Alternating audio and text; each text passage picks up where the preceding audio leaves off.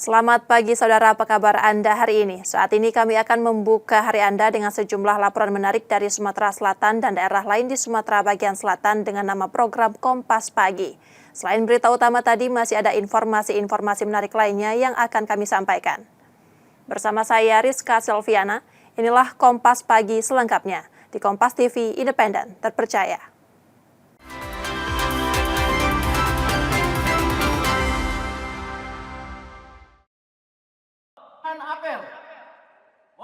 Apel siaga operasi Lilin Musi 2025 diikuti Polda Sumatera Selatan bersama berbagai lembaga, mulai pemerintah provinsi, TNI, PLN, hingga instansi terkait lainnya. Meski hujan turun sejak awal hingga akhir kegiatan, apel tetap digelar. Gubernur Sumatera Selatan mengapresiasi penguatan koordinasi lintas sektor yang dilakukan Polda Sumsel dalam pelaksanaan operasi Lilin Musi 2025. Koordinasi tersebut difokuskan pada pengamanan rumah ibadah, kelancaran arus lalu lintas, ketersediaan stok pangan, serta antisipasi dampak cuaca ekstrim. Jadi kalau selama ini kita bicara operasi lilin ini selalu teropini ke lalu lintasnya. Ini komprehensif, keamanan rumah ibadah, bahkan BBM, PLN, stok pangan, bahkan cuaca. Menjadi masukan kita untuk selalu bersiaga dan semua instansi tadi disertakan dalam rapat dan disertakan dalam pelaksanaan apel. 5.900 dari Polri dan TNI yang tergabung dalam pengamanan ini. Ada 70 pos di jalan ya Pak, 76 pos yang ada di jalan. Mudah-mudahan kita semua dapat memberikan kenyamanan bagi saudara-saudara kita yang merayakan Natal. Dalam operasi ini sebanyak 5.900 personil gabungan dari Polri, TNI, dan instansi terkait diterjunkan. Selain itu, 76 pos pengamanan, pos pelayanan, dan pos terpadu didirikan di berbagai titik strategis di Sumatera Selatan. Pengamanan tahun ini diharapkan pada tantangan meningkatnya potensi bencana hidrometeorologi, seperti banjir dan longsor, seiring tingginya curah hujan. Salah satu titik rawan berada di ruas tol Palembang-Betung sepanjang 32 km yang diberlakukan sistem 2 arah. Titik berat perhatian kita tentu terkait dengan pembangunan jalan tol ruas Palembang-Betung. Nah, tahun lalu sampai dengan pelaksanaan operasi Ketupat menyambut Lebaran tahun lalu, itu kan fungsionalnya cuma satu arah. Ya, fungsionalnya satu arah. Khusus untuk tahun ini, mulai tahun ini sudah fungsional 2 arah. Walaupun ruasnya juga masih sama, yaitu kurang lebih 32 km. Mulai dari Musilandas sampai dengan Pulau Potensi-potensi mulai dari potensi banjir, kemudian potensi longsor, ini kita antisipasi, Kerusakan jalan sudah termasuk kerusakan jalan karena bersamaan dengan tingginya curah hujan. Ini yang paling utama kita antisipasi. Selain memastikan kelancaran lalu lintas, pengamanan juga difokuskan agar umat dapat menjalankan ibadah Natal dengan aman dan nyaman.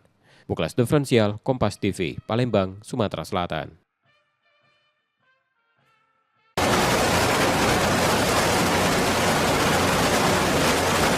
Penetapan upah minimum Provinsi Sumatera Selatan tahun 2026 dilakukan berdasarkan keputusan bersama yang diambil usai rapat pada Kamis 18 Desember 2025. Kesepakatan ini melibatkan pemerintah provinsi, Dewan Pengupahan, perwakilan buruh, serta unsur pengusaha. Melalui keputusan Gubernur Sumatera Selatan nomor 963 tahun 2025, UMP Sumatera Selatan 2026 ditetapkan sebesar Rp3.946.963. Nilai tersebut naik Rp261.391 atau 7,10% dibandingkan UMP tahun 2025 sebesar Rp3.681.571. Selain itu, upah minimum sektoral provinsi pada 9 sektor turut mengalami kenaikan sebesar 7,10% dengan rata-rata upah berada di atas Rp4 juta. Ketentuan ini mulai berlaku pada 1 Januari 2026. Upah minimum provinsi atau UMP Sumatera Selatan tahun 2026 sebesar Rp3.942.963. Upah minimum sektoral provinsi Sumatera Selatan tahun 2026 yang terdiri dari 9 sektor mengalami kenaikan yang sama persentasenya, yakni 7,10%. Jadi mudah-mudahan dengan adanya ini akan menambah kesejahteraan bagi para buruh dan kenyamanan bagi para buruh dan keluarga, serta para investor, para pengusaha, para pelaku usaha juga tidak begitu terbebani dengan adanya kenaikan yang sangat proporsi ini. Upah minimum diberlakukan bagi pekerja dan buruh dengan masa kerja kurang dari 1 tahun. Sementara itu, perusahaan yang telah memberikan upah di atas ketentuan UMP 2026 tidak diperkenankan menurunkan atau mengurangi upah yang telah berjalan. Muhammad Reza Pahlevi, Kompas TV, Palembang, Sumatera Selatan.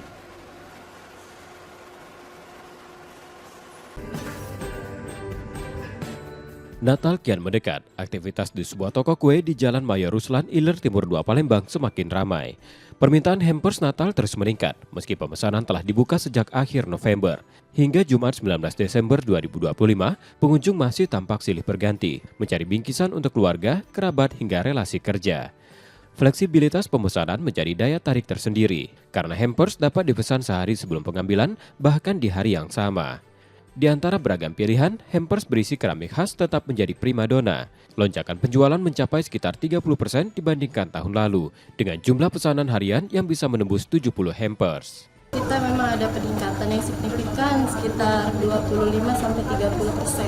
Best seller kita di Lapida itu ada keramik, karena memang Lapida itu ciri khasnya keramik sih, hampersnya. Ya, perkiraan sekitar 50-70 hampers satu hari. Kalau puncaknya sekarang sih, minggu-minggu sekarang.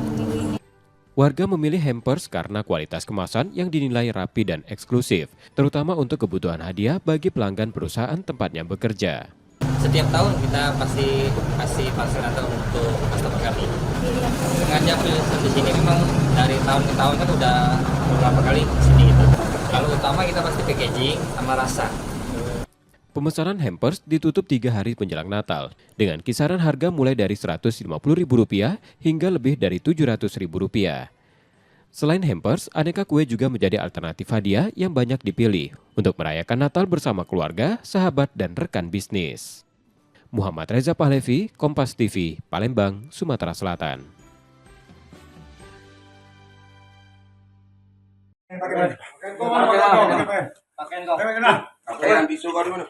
Pelaku utama penusukan sopir truk di Palembang akhirnya ditangkap.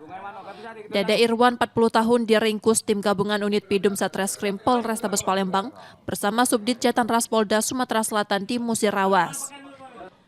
Sementara satu tersangka lain, MY, 19 tahun, yang berperan mengambil kartu tol milik korban, ditangkap di Palembang.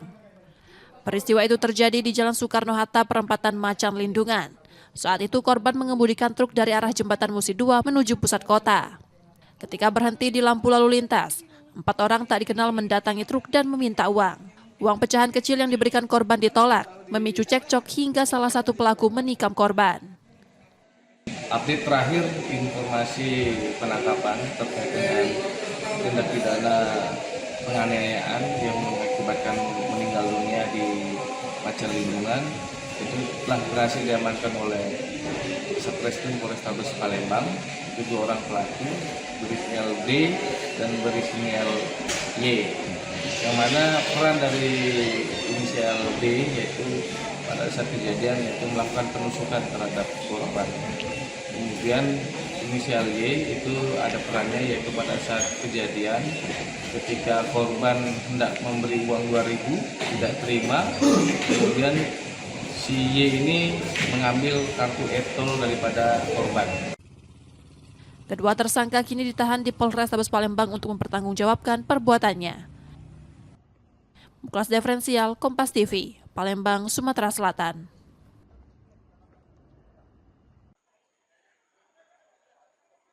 Pemusnahan barang bukti narkotika tersebut merupakan hasil pengungkapan 4 laporan polisi dengan 5 tersangka. Para pelaku ditangkap di 2 lokasi berbeda, yakni Banyuasin dan Muara Enim, Sumatera Selatan. Penindakan dilakukan karena tren peredaran narkoba kerap meningkat menjelang akhir tahun. Menyikapi kondisi itu, Direktorat Reserse Narkoba Polda Sumatera Selatan memperkuat penyelidikan dan operasi penindakan. Kelima tersangka diketahui bukan berasal dari Sumatera Selatan, sementara narkotika yang disita diduga masuk dari luar negeri, yakni Cina dan Turki. Pengungkapan ini merupakan hasil rangkaian penyelidikan sejak September hingga November 2025. Sebelumnya, polisi juga membongkar gudang narkoba di wilayah Ogan Ilir serta menangkap pengedar asal Aceh. Ada 4 laporan polisi dan 5 tersangka dari 2 Polres Musi Banyuasin, TKP-nya, 1 di Polres Muarydin dan 1 di Polres Banyuasin. Barang bukti yang diamankan sabu sebanyak 2.665,77 gram dan ekstasi sebanyak 100 gram. Bahkan barang bukti juga itu barang bukti yang berasal dari luar negeri. Dari mana itu, Pak? Negara mana? Cina dan Turki. Polda Sumatera Selatan menegaskan akan terus meningkatkan pengawasan dan penindakan guna menekan peredaran narkoba dan menjaga keamanan masyarakat menjelang tahun baru. Muklas Diferensial, Kompas TV, Palembang, Sumatera Selatan. Ini Pak, masukkan masuk yang Bapak sampaikan tadi. Ketua Umum Palang Merah Indonesia Yusuf Kala meninjau lokasi bencana banjir dan tanah longsor di Timanggajah, Bener Meriah, Aceh pada Jumat 19 Desember 2025. Kunjungan untuk melihat langsung dampak bencana yang merusak permukiman warga. Dalam peninjauan tersebut, rombongan menyempatkan diri melihat kondisi Masjid Al-Taqwa di Timanggajah yang tertimbun longsor. Kerusakan rumah ibadah menjadi gambaran dampak bencana yang melanda kawasan pegunungan di Bener Meriah. Usai dari lokasi masjid, Yusuf Kala melanjutkan kunjungan ke posko pengungsian. Di tempat itu ia berdialog dengan warga terdampak yang kehilangan tempat tinggal dan masih dihantui kekhawatiran, sekaligus menyerap kebutuhan mendesak para pengungsi. PMI menyalurkan bantuan awal berupa perlengkapan dapur untuk pengungsi dan memperkuat penanganan darurat serta pemulihan pasca bencana. Tim Liputan, Kompas TV, Bener Meriah, Aceh.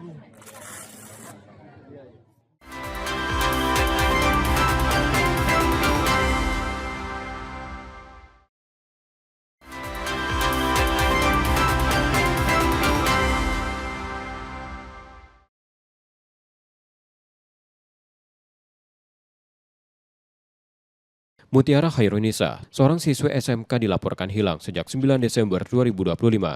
Hingga kini keberadaan remaja tersebut belum diketahui. Keluarga menyebut Mutiara terakhir kali berpamitan untuk mengikuti program praktik kerja lapangan. Ia berangkat menggunakan ojek daring tanpa membawa telepon genggam. Sejak itu komunikasi terputus dan Mutiara tak kunjung kembali ke rumah. Rasa cemas mendorong keluarga melaporkan kejadian ini ke polisi. Upaya pencarian juga dilakukan dengan menghubungi pihak sekolah, teman-teman dekat, serta menyebarkan selebaran berisi foto dan identitas diri. Sudah sempat kita orang laporan ke Polda, ke Polsek Natar. Kemudian laporan itu dinaikkan ke Polda. Kalau pamitnya, adik saya itu pamit, katanya dia pergi PKL. Karena memang selama ini adik saya itu memang ngelakuin kegiatan PKL. Kebetulan dia itu kelas 2, Pak. SMA ya? Kelas 2 SMA dia. PKL-nya di Bandar Lampung ya? PKL-nya di Bandar Lampung, Mas ya. Oh, dia perginya tuh mengendarai apa itu? Kalau perginya sih kemarin tuh dia naik Maxim, Pak. Pergi naik Maxim, saliman sama orang tua, sama ayah kami ini. Dia saliman, cium tangan, kemudian dia pergi naik Maxim. Keluarga berharap masyarakat yang mengetahui atau melihat keberadaan Mutiara Khairunisa dengan ciri bertubuh kecil, berkulit sawo mata, serta memiliki mata dan alis tebal, dapat segera memberikan informasi pada polisi agar proses pencarian dapat segera membuahkan hasil. Roma Afia Idham, Kompas TV, Bandar Lampung, Lampung.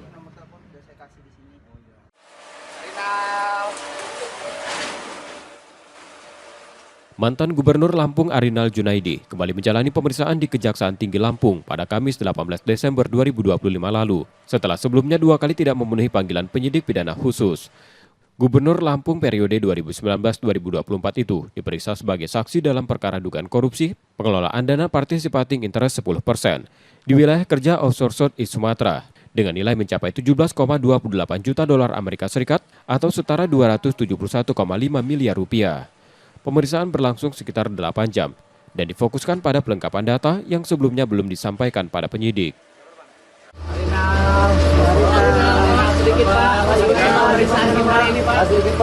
Bukan pemeriksaan, saya meneruskan laporan atau data-data yang belum lengkap. Itu aja. Data apa Pak yang kita serahkan, Pak? Data apa?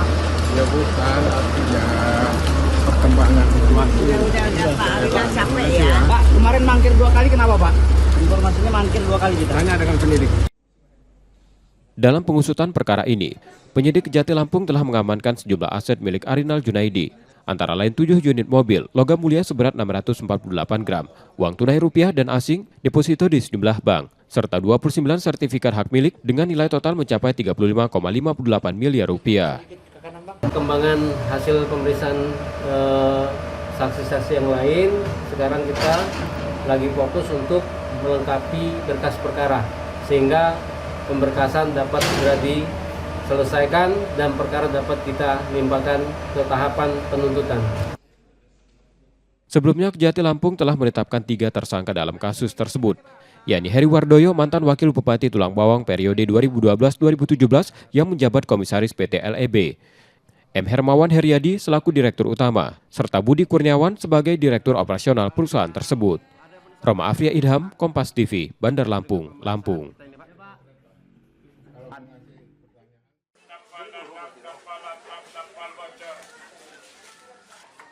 Menjelang Hari Raya Natal dan Tahun Baru 2026, permintaan telur ayam negeri di Pasar Minggu Kota Bengkulu mengalami lonjakan. Peningkatan kebutuhan tersebut mendorong harga telur naik signifikan dari kondisi normal. Harga telur ayam negeri yang sebelumnya berada di kisaran Rp24.000 hingga Rp30.000 per kilogram, kini melonjak menjadi Rp28.000 hingga Rp34.000 per kilogram tergantung ukuran. Kenaikan ini disebut sebagai yang tertinggi dalam beberapa tahun terakhir. Memang ini kebutuhan ini berbarengan dengan Natal, terus ada bencana mungkin untuk bantuan dan juga ada faktor-faktor yang memang rutinitas yaitu makan bergizi. Ini kan kebutuhannya luar biasa, jadi harga jauh. Biasanya yang di ujung itu di 48, sekarang udah 59. Lonjakan harga dipicu meningginya kebutuhan masyarakat terutama untuk kebutuhan kue Natal, penyaluran bantuan bencana, serta program makan bergizi gratis. Meski harga naik cukup tajam, aktivitas penjualan di pasar masih normal. Ya sebenarnya mengeluh sih kalau ini telur kan anak ini telur susah carinya, terus harga mahal. Jadi konsumsi telur ini harus meningkat. Kalau bisa harapannya sih telur itu ada solusinya. Nah, jadi biar masyarakat tidak lagi susah untuk mencari telur ataupun harganya bisa lebih turun lagi seperti awal kemarin. Di sisi lain, kenaikan harga mulai dirasakan konsumen. Meski memberatkan, telur tetap dibeli karena menjadi kebutuhan harian. Masyarakat berharap harga segera kembali stabil dan ketersediaan telur di pasar tetap terjaga. Bayazir Al-Raihan, Kompas TV, Bengkulu.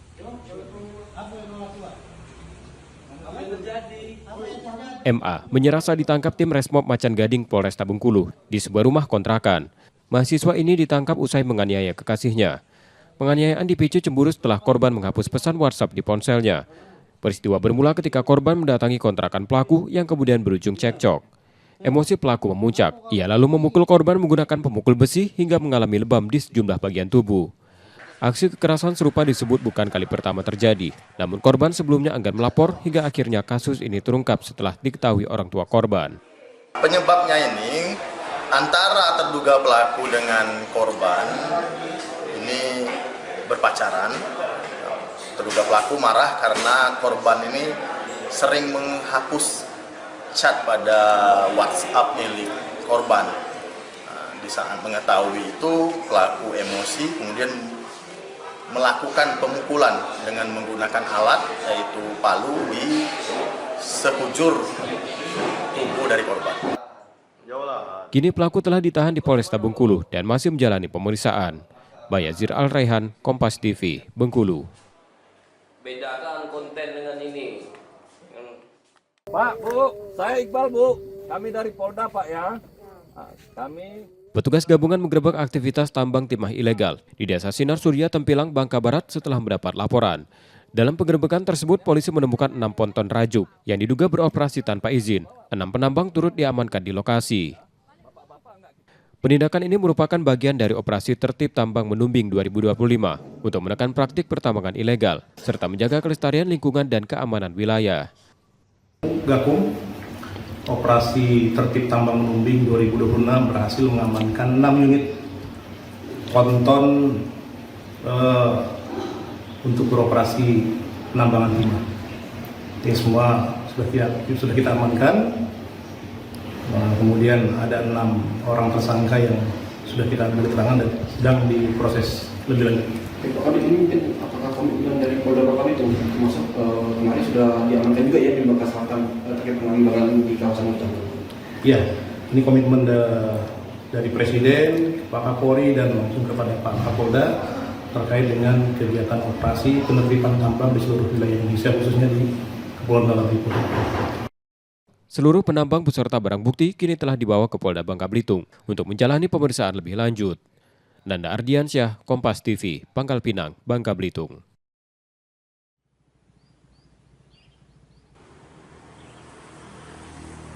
Banjir kembali menggenangi permukiman warga di Desa Kota Baru, Geragai, Tanjung Jabung Timur, Jambi. Hujan berintensitas tinggi membuat debit air kanal meningkat hingga meluap, diperparah sumbatan sampah dan semak serta kondisi kanal yang mengalami pendangkalan. Luapan kanal yang berada dekat permukiman menyebabkan puluhan rumah terendam. Air tidak hanya menggenangi halaman, tetapi juga masuk ke dalam rumah warga sehingga mengganggu aktivitas sehari-hari. Meski terdampak, warga memilih bertahan dan tidak mengungsi sambil menunggu air surut. Warga menyebut banjir akibat luapan kanal ini sudah terjadi 2 kali dalam 10 hari terakhir. Dari BKS Pak dia? Kalau penyebabnya itu yang pertama ya itulah masalah kanal tuh. Sungai itu harusnya minta dicuci tuh, masalahnya sampahnya terlalu banyak, terlalu padat. Kan masalah ini penyebabnya kayak itu kan. Yang kedua kalinya memang hujan terlalu deras. Jadi diakibatkan kanalnya tidak mampu. Jadi langsung ke area yang rendah-rendah kayak ini. Kalau kami ini ya kayak pemerintah setempat kami minta ya turunkanlah alat wapo kan bisa nyuci kanal itu, sungai gitu. Warga berharap pemerintah segera melakukan normalisasi kanal di Kecamatan Geragai agar fungsi saluran kembali optimal dan banjir serupa tidak terulang. Wiradani Damanik, Kompas TV, Tanjung Jabung Timur, Jambi.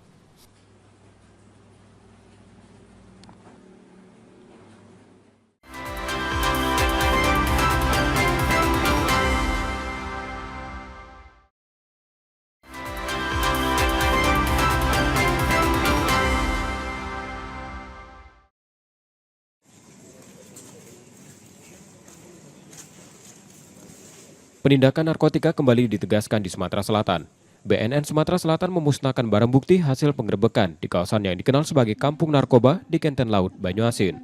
Operasi gabungan bersama TNI Polri itu menangkap 5 orang pemakai dan pengedar. Dari pengungkapan tersebut, petugas menyita sabu-sabu seberat 574,6 gram serta 5.493 butir pil ekstasi. Seluruh barang bukti lebih dulu diperiksa Lab 4 Polda Sumsel untuk memastikan kandungan zat narkotika sebelum dimusnahkan dengan cara dihancurkan dan dilarutkan menggunakan cairan pembersih lantai. Menjelang Natal dan Tahun Baru 2025, BNNP Sumsel memperkuat langkah pencegahan dan memetakan daerah rawan peredaran narkoba, mulai dari tempat hiburan malam hingga kawasan permukiman. Dan itu yang kita musnahkan tadi, memastikan setelah kita sisihkan untuk keperluan pemeriksaan laboratorium forensik, membuktikan bahwa itu narkoba untuk keperluan pemberkasan, penyidikan, dan penuntutan nanti di peradilan. Dari survei Badan Narkotika Nasional 5 tahun terakhir, Sumatera Selatan berada di peringkat kedua nasional, dengan prevalensi pengguna narkoba mencapai sekitar 5%. Muklas Differensial, Kompas TV, Palembang, Sumatera Selatan.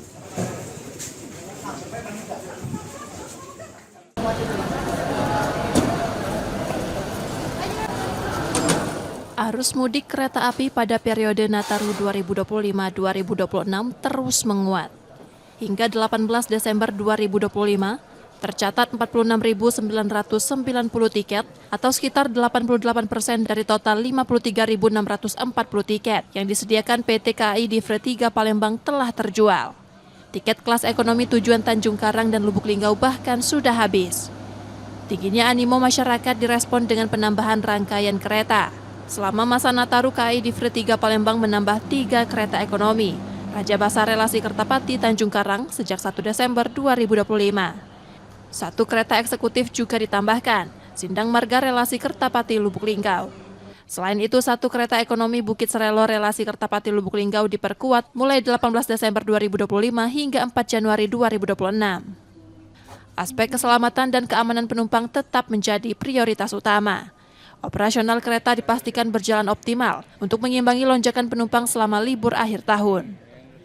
Sampai tanggal 4 Januari, itu yang ekonomi, baik ke Tanjung Karang maupun ke Lubuk sudah habis. Tinggal yang bisnis sama eksekutif. Ya. Tahun ini insya Allah dengan penambahan tadi kita siap tempat duduk itu 53.000 tempat duduk. Titik ekstrim sebenarnya kami ada di Penimur Niru, ya itu daerah hutan. Memang ada titik-titik cukupan yang tinggi, yang kiri kanannya itu lembah. Nah itu kami siagakan posko 24 jam. Dan satu lagi ada yang namanya AMUS kami itu, alat material untuk siaga. Nah, jadi kalau ada apa-apa banjir itu ada batu balas, ada rel, ada pipa, itu siap untuk dikirim ke lokasi. Bagi warga, kereta api tetap menjadi pilihan utama karena dinilai lebih nyaman dan aman untuk perjalanan jarak jauh. Kalau naik kereta itu santai, terus sampainya juga cepat. Ya kalau pakai mobil kan ada jalan-jalan yang rusak, jadi kayak terpelanting. Rencananya kan masuk tanggal 12, rencananya tanggal 10. Untuk mendukung kelancaran layanan, Posko Operasi Angkutan Nataru 2025-2026 dibuka mulai 18 Desember 2025 hingga 4 Januari 2026. Muhammad Reza Pahlevi, Kompas TV, Palembang, Sumatera Selatan.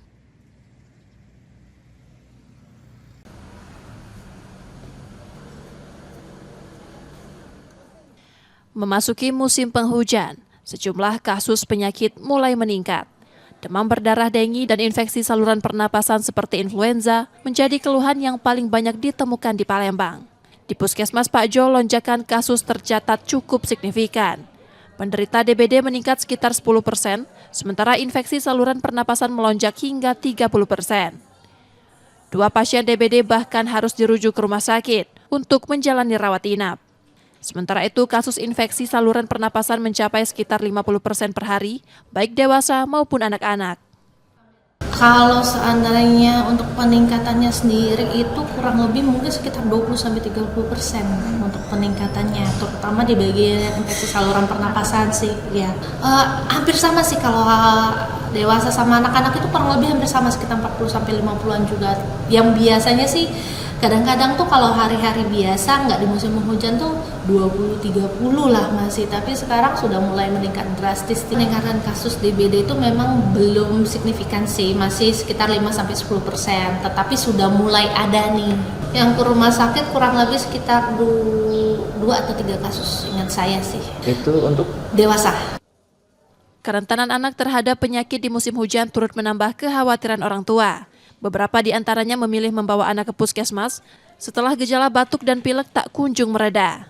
Aduh, pasti khawatir kan, pasti paling rawan kan anak rentan demam batuk pilek pasti kan kalau musim hujan gini, cuaca kayak gini. Jadi antisipasi kita membawa ke puskesmas? Ya, bawa puskesmas, minum vitamin gitu kan. 2 hari belum sembuh minum obat di rumah masih kan. Kalau misalnya belum sembuh baru ke puskes gitu. Seiring meningkatnya penyakit yang dipicu infeksi virus, masyarakat diimbau lebih memperhatikan daya tahan tubuh. Istirahat cukup, pola makan sehat, serta olahraga teratur menjadi langkah penting untuk menjaga kesehatan di tengah cuaca yang tak menentu. Muhammad Reza Pahlevi, Kompas TV, Palembang, Sumatera Selatan.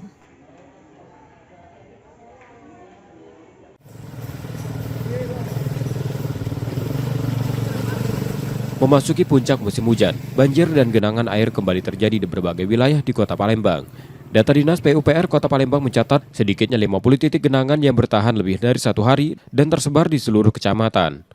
Sebagai langkah mitigasi, pembersihan dan normalisasi drainase terus dilakukan di seluruh kota bersama lintas instansi melibatkan DLHK Kota Palembang, BPBD, serta Dinas Pemadam Kebakaran. Tumpukan sampah dan sedimentasi saluran air menjadi penyebab utama terhambatnya aliran, sementara kawasan dengan kontur cekung dinilai paling rawan terdampak.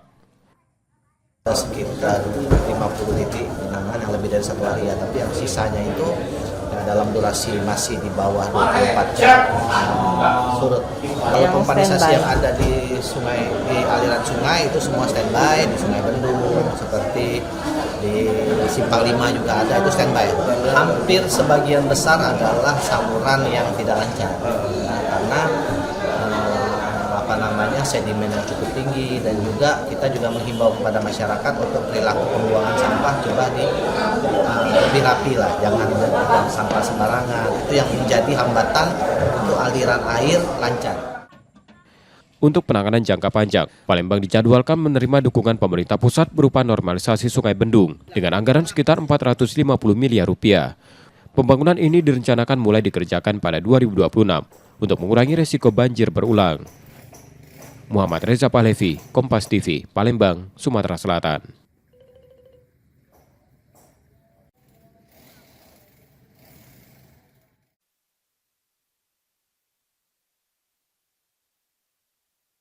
Tiga pekan pasca banjir bandang yang melanda Aceh Tamiang, warga desa Dalam Karangbaru mulai bangkit dan berbenah. Perlahan mereka membersihkan rumah dari tumpukan lumpur yang menutupi lantai dan perabot sisa terjangan air beberapa waktu lalu. Tak hanya rumah, warga juga bergotong royong membersihkan ruas jalan dan fasilitas umum.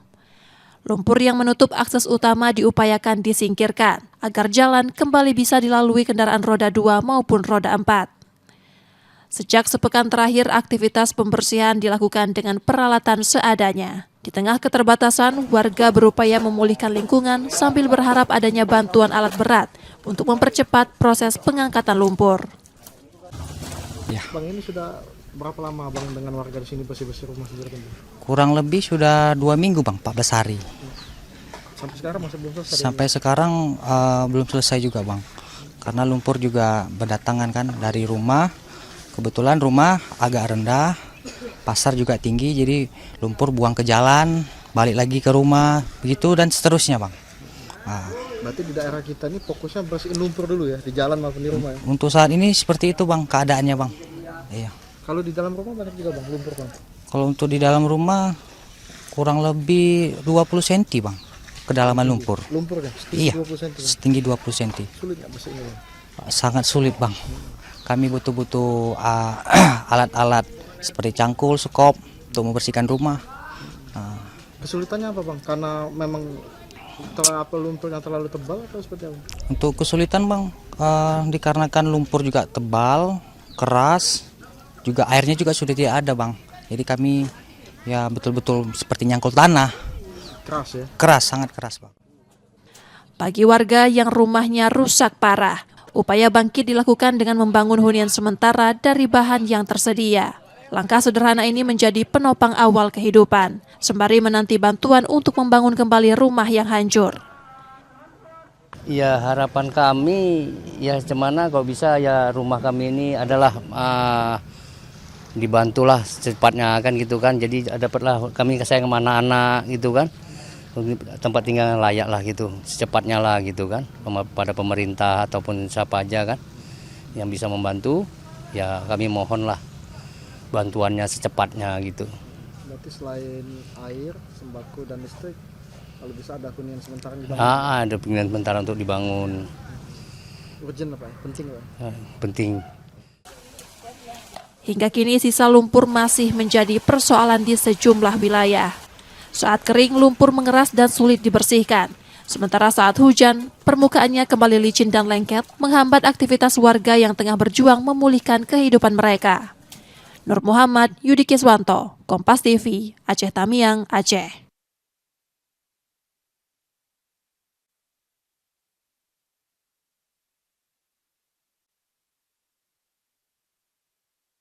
Pasca bencana banjir bandang yang terjadi di Kabupaten Aceh Tamiang setelah 3 pekan terakhir, kondisi kesehatan masyarakat tentunya menjadi salah satu perhatian semua pihak yang harus dijaga agar masyarakat tetap dalam kondisi sehat selama masa pemulihan pasca bencana banjir bandang ini. Dan di beberapa titik yang ada di Kabupaten Aceh Tamiang ini sudah berdiri beberapa posko kesehatan, salah satunya yang ada di posko ini. Selamat malam dokter, dengan siapa dok? Selamat malam Mas, dengan Dr. Rizaldi. Dokter, kalau boleh tahu di posko pelayanan kesehatan ini apa aja yang kita sediakan? Jadi di sini kami menyediakan layanan triase, baik itu triase hijau ataupun triase kuning dan triase merah sebelum pasien kami rujuk. Dan kasus-kasus yang banyak di sini terutama kasus-kasus rawat jalan, Mas ya, seperti ISPA, kemudian gastroenteritis, diare, penyakit kulit itu sangat mendominasi. Selain juga kita juga bisa hekting di sini atau menjahit luka karena kebanyakan masyarakat di sini banyak yang kehilangan rumah, kemudian waktu membersihkan rumah itu terkena kaca, beling ataupun seng. Dokter, kalau obat-obatan yang kita sediakan di sini obat-obatan apa aja, Dok?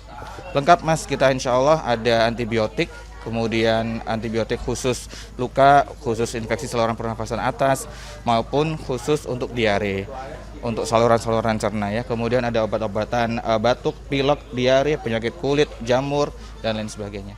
Kalau sampai saat ini Dok, udah hampir 3 pekan lebih, Dok ya. Kira-kira didominasi oleh anak-anak, dewasa atau seperti apa, Dok?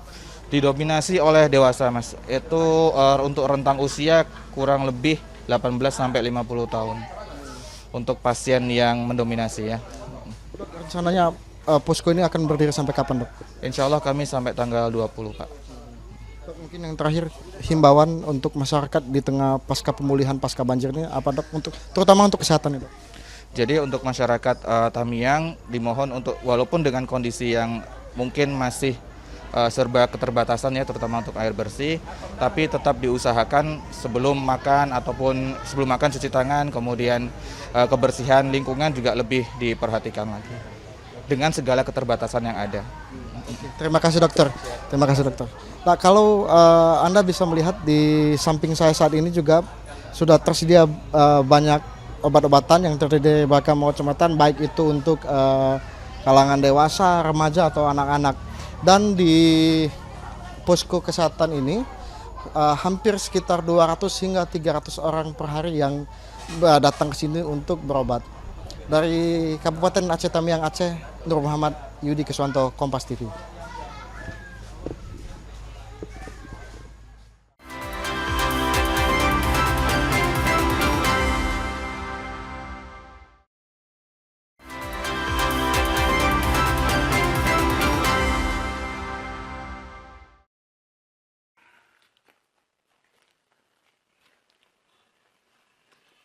Dadi 27 tahun ditangkap tim Reskrim Polsek Ilir Barat 2 Palembang setelah melakukan pencurian di sebuah rumah di Jalan Sungai Hitam, Kemang Manis pada Jumat malam pekan lalu. Dari dalam rumah korban tersangka membawa kabur sepeda motor, handphone, dan stik pancing. Dari hasil penyelidikan tersangka diketahui residivis kasus senjata tajam dan terlibat dalam 4 laporan polisi kasus pencurian. Bersama tersangka polisi menyita handphone korban, sedangkan sepeda motor masih dalam pencarian karena telah dijual tersangka. Pelaku pembongkar rumah mengambil motor, pelaku tukeran motor. Pelaku ini residivis karena baru keluar dari LP setahun 2 bulan dalam perkara bongkar rumah dan sajam. Ternyata setelah kita interogasi ada 4 LP yang dilakukannya bongkar rumah. Modusnya bongkar memakai alat bongkar jendela masuk ke dalam. Akibat perbuatannya tersangka harus menjalani hukuman hingga 7 tahun penjara. Muklas Diferensial, Kompas TV, Palembang, Sumatera Selatan.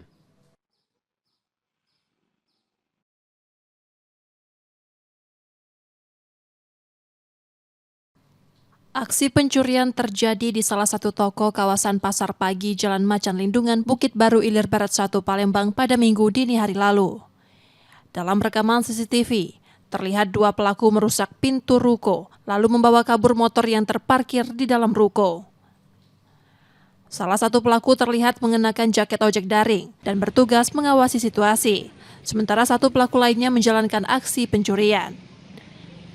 Reza, korban pencurian, menjelaskan pelaku diduga sudah mengamati lokasi sejak sore. Pelaku sempat datang ke ruko pada petang hari sebelum kembali dan melancarkan aksinya dini hari. Karena motor tak dapat dinyalakan, pelaku membawa kabur motor dengan cara didorong. Jam 2:06 dia datang lagi dari arah lampu merah Macan Lindungan. Datang berdua, Viola yang jaket Gojek itu. Yang jaket Gojek itu nunggu di depan, dia nih tadi beraksi ngambil motor deh. Sudah motor lagi keluarnya pintu terbuka sebelah, ditinggalinya dalam keadaan terbuka sebelah. Sudah tuh dia pergi di stepnya motor tuh ngarah ke Tanjung Boboknya. Tidak hidup motor tuh. Jam 2 dini hari mereka datang kembali berdua. Satu di antaranya menggunakan jaket Gojek menunggu di depan, dan satunya beraksi setelah berhasil mengeluarkan motor tersebut, dibawa kabur dengan cara di step. Peristiwa pencurian ini telah dilaporkan ke Polsek Ilir Barat 1 Palembang bersama rekaman CCTV sebagai barang bukti. Muklas Diferensial, Kompas TV, Palembang, Sumatera Selatan.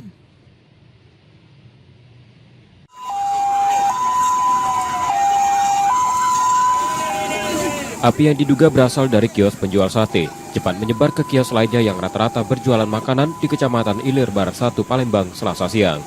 Petugas Damkar Kota Palembang mengerahkan 7 unit mobil pemadam untuk memadamkan api. Akibat kejadian ini sekitar 8 kios dilaporkan terbakar. Tidak ada korban jiwa maupun korban luka pada peristiwa ini. Perkirakan mungkin dari gas karena ada proses memasak. Ada ledakan juga tadi Pak ya? Ya terdengar itu mungkin dari tabung gas. Yang terbakar ya. Untuk korban ada nggak Pak? Sementara ini belum ada laporan. Dengan besar tidak ada. Yang terbakar 8 kios. Polisi masih melakukan penyelidikan untuk mengetahui penyebab pasti kebakaran. Muklas Diferensial, Kompas TV, Palembang, Sumatera Selatan.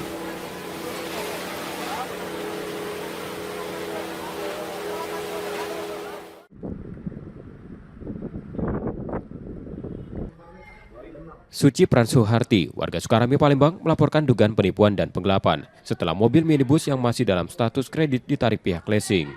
Dalam laporannya, Suci mengaku diajak ke kantor leasing dengan alasan penyelesaian administrasi. Namun setibanya di lokasi, dirinya justru diminta menandatangani surat penyerahan kendaraan dan kunci mobil. Padahal tunggakan angsuran baru 2 bulan dan ia menyatakan siap melunasinya. Dalam proses mediasi, pihak leasing disebut meminta Suci melunasi seluruh sisa kredit sekaligus sebesar 170 juta rupiah. Kalau dia mau kan memang mau bayar gitu kan, mau bayar dari sana dia mau janjiin katanya mau penundaan, bilang penundaan dia ngaju surat katanya mau penangguhan terus katanya checklist mau cek mobil gitu nah, tapi gitu sudah dicek sama dikasih tuh dia minta putusan itu langsung dibawa kabur gitu. Laporan Suci kini dalam penanganan Polda Sumatera Selatan untuk mendapatkan kejelasan dan perlindungan hukum. Muklas Diferensial, Kompas TV, Palembang, Sumatera Selatan.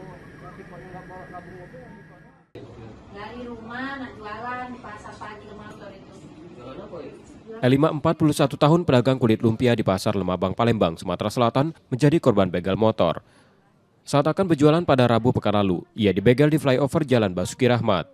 Korban yang mengendarai motor ditendang 2 pelaku hingga terjatuh dan mengalami luka pada wajah serta tangan.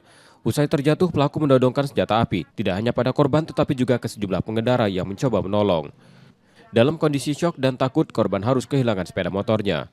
Tak hanya itu, kulit lumpia yang akan dijual ke pasar turut dibawa kabur pelaku. Ngapa kamu dorong aku? Aku nak jualan dan nyari duit. Aku ngomong itu. Ujinya ngomong apa bu? Ujinya ngomong. Pura-pura nak bantu, ada uang datang langsung ngeluarin senjata, cak ini nah gini, nak berlari tak kau nyuruh bapak itu berlari, langsung dia ngambil motor aku nak ngejar aku tak bisa, karena aku betina posisinya tadi, badan aku lalu kok kalau lah berjahitan, aku lah diomongin cak antu, kan jadi aku pasrah be. Peristiwa tersebut telah dilaporkan ke Polda Sumatera Selatan. Korban berharap polisi segera menangkap para pelaku.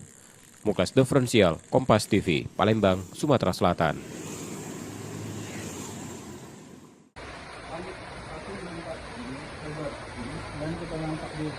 Pasangan suami istri F 39 tahun dan W 32 tahun ditangkap Subdit 5 Cyber di Treskrimsus Polda Sumsel di Jalan Jenderal Sudirman, Kota Palembang. Keduanya diduga terlibat praktik perjudian online dengan modus adu ikan cupang. Pengungkapan kasus bermula dari patroli cyber yang mendapati siaran langsung pertarungan ikan cupang di media sosial. Penelusuran lebih lanjut mengarah pada pelaku yang diketahui berdomisili di Prabu Muli. Dalam praktiknya, pelaku membuka taruhan untuk 2 ikan cupang yang diadu. Penonton memasang taruhan melalui gift medsos dengan nilai setara Rp50.000 hingga Rp100.000. Dari setiap taruhan, pelaku mengambil keuntungan sekitar 10%. Dalam sekali siaran langsung total taruhan bisa mencapai 7 juta rupiah. Aktivitas ini disebut telah berlangsung selama 3 bulan. F berperan sebagai pengadu ikan cupang, sementara W bertindak sebagai admin yang mencatat peserta dan nilai taruhan. Bahasanya 50C itu 50.000 ya. Kemudian kalau dia sampai 100C itu 100.000. Jadi totalnya semua dalam dia melakukan live judi online melalui ikan cupang ini, adu ikan cupang, dia kurang lebih mendapat keuntungan selama 3 bulan itu 60 juta. Polisi turut menyita sejumlah barang bukti berupa akuarium, toples, ikan cupang, akun medsos, serta catatan taruhan. Saat ini kedua pelaku ditahan di Polda Sumsel untuk proses hukum lebih lanjut. Muklas Diferensial, Kompas TV, Palembang, Sumatera Selatan. Informasi tadi saudara menjadi akhir dari Kompas Pagi hari ini. Saudara, media adalah pilar yang menjaga keseimbangan informasi. Dengan menonton program berita Kompas Pagi, Anda membantu memastikan media terus ada, menyajikan berita yang dapat dipercaya. Kembali kami mengingatkan saudara, bagi Anda yang ingin berbagi informasi atau kritik dan saran, dapat mengakses media sosial kami. Akhirnya saya Rizka Selviana pamit, tetaplah menyaksikan Kompas TV, independen terpercaya. Terima kasih sudah menonton dan sampai jumpa.